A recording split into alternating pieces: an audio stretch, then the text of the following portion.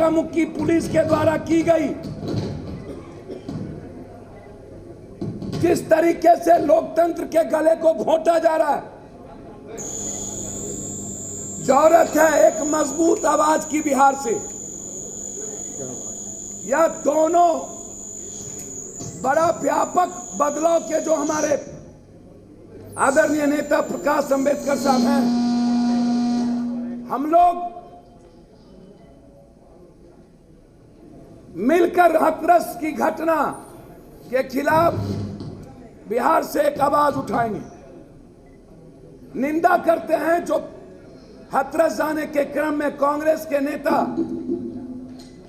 राष्ट्रीय महासचिव और पूर्व अध्यक्ष राहुल गांधी जी, प्रियंका गांधी जी के साथ जो हुआ वो निंदा प्रस्ताव लाती। दूसरी जो आज सबसे अहम बात है, इतिहास में पहली घटना होगी,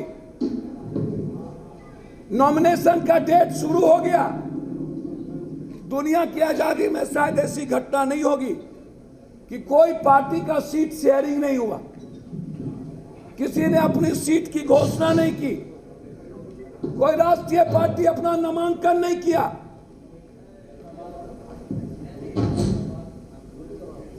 अब मैं उम्मीद करता हूं बिहार बचाने के लिए जो मुहिम है लगातार एनडीए और यूपीए के खिलाफ, एक तरफ सांप्रदायिकतावाद, दूसरी तरफ जातीयतावाद और तीसरी तरफ मानवतावाद, और ये सामने जो हम बैठे हैं वो है मानवतावाद, इंसानियत का पैगाम, सौहार्द का अंबलदार, एक ऐसी ताकत, बिहार से हिंदुस्तान को एक आवाज देने की मुहिम, हिंदुस्तान को बचाने की मुहिम। 7 सालों में जिस तरीके से हिंदुस्तान के किसानों की आत्मा पर चोट, हिंदुस्तान के निर्माण में सबसे बड़ी भूमिका मजदूर एक्ट को खत्म करने की उसकी जिंदगी पर चोट, तीसरी तरफ हिंदुस्तान की सबसे बड़ी ताकत 90% छोटे काश्तकार और व्यापारी, नोटबंदी और जीएसटी से उस पर चोट, और चौथी तरफ भारत के निर्माण में जिसकी सबसे बड़ी भूमिका है युवा, उसकी जिंदगी को समाप्त करने की, बेरोजगार करने की 14 करोड़, और पांचवी तरफ हिंदुस्तान के 90% वंचित समाज, कमजोर समाजों के एजुकेशन में बड़ा बदलाव, इतिहास को समाप्त करने की तैयारी कोरोना वायरस की। और ऐसी ताकतों से बचाने के लिए पीडीए और हमारे आदरणीय नेता प्रकाश अंबेडकर साहब के सानिध्य में हम बिहार की 2020 की चुनाव, जहां एक तरफ खाई और गड्ढा, एक तरफ नागनाथ और सांपनाथ, दोनों एक ही थाली के चट्टे बट्टे, दोनों बिहार और बिहारियों के बारे में कभी सोचता नहीं।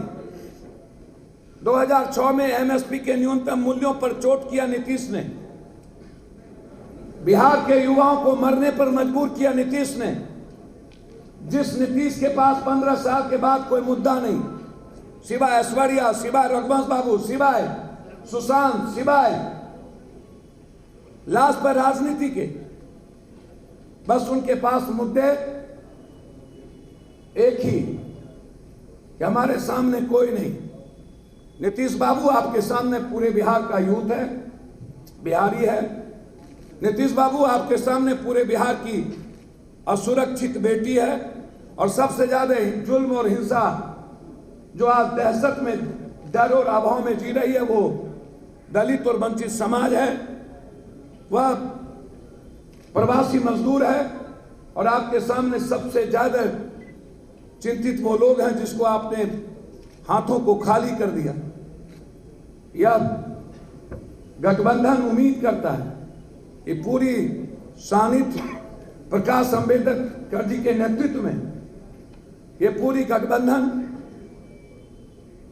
बिहार के सभी वर्ग धर्म जाति को साथ लेकर, ना बैकवर्ड ना फॉरवर्ड, ना हिंदू ना मुसलमान, ना दलित ना पसमंदा ना गैर पसमंदा, ना दलित ना महादलित, ना पिछड़ा ना तन पिछड़ा, बस बिहार की आजादी, आर्थिक आजादी, शैक्षणिक आजादी, इस भ्रष्ट अपराधी और माफियाओं से आजादी, और इस बिहार से भारत की आत्मा पर बैठने वाली एनडीए से मुक्ति की आजादी। इसीलिए मैं सिर्फ आज इतना ही कह सकता हूं कि कल हाथरस के खिलाफ हम लोग पटना के धरती पर जो निर्णय गठबंधन के द्वारा लिया जाएगा, सड़कों पर होंगे, उस परिवार को पूरी मदद की जाएगी और इस जुल्म के खिलाफ मजबूती से आवाज उठाई जाएगी। कल शाम तक आपको इस गठबंधन की सीट शेयरिंग की आपकी जानकारी आपके सामने होगी। हम पहले भी 30 साल बनाम 3 साल का नारा दिए हैं। ये 15-15 साल दो ठगों का नहीं, जंगल और माफिया राज का नहीं,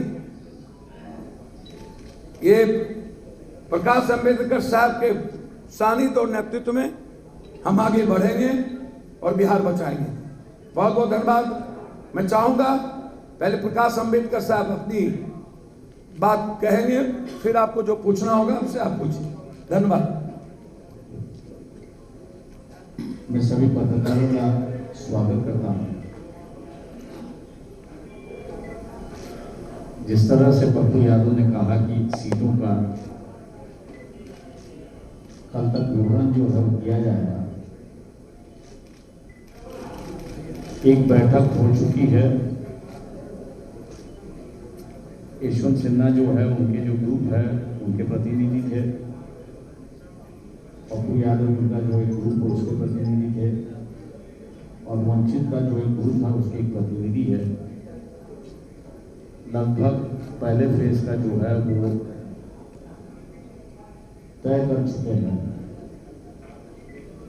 लेकिन बिहार के राजनीति में जिस तरह से बदलाव आ रहा है, अब तक अटकलें लगाई जा रही है कि कांग्रेस समझौते में जाएगी या नहीं जाएगी आरजेडी के साथ में। हम लोग ने कांग्रेस पार्टी को संदेशा भेजा है कि देश भर की राजनीति की परिस्थिति बदल चुकी है। पहले कांग्रेस सेकेंडरी रोल प्ले कर रही थी, फिलहाल कांग्रेस को सेकेंडरी रोल करने की अब कोई जरूरत नहीं है। चाहे तो वो बिहार से सामने से अगर लीड करना चाहे तो हम लोग कांग्रेस के साथ जाने के लिए तैयार हैं और कांग्रेस को मदद करने के लिए तैयार। हम लोग उम्मीद करते हैं कि कांग्रेस एक सबसे बड़ी पार्टी है इस देश में। 2010 से लेके जिस तरह का माहौल आरएसएस बीजेपी ने बनाया था 2G स्कैम को लेके, बीजेपी की सत्ता होने के बाद ही और उनके ही कार्यकाल में 2G स्कैम का मामला जो है वो कोर्ट में हियरिंग हुई, उसकी एविडेंस भी ला दी।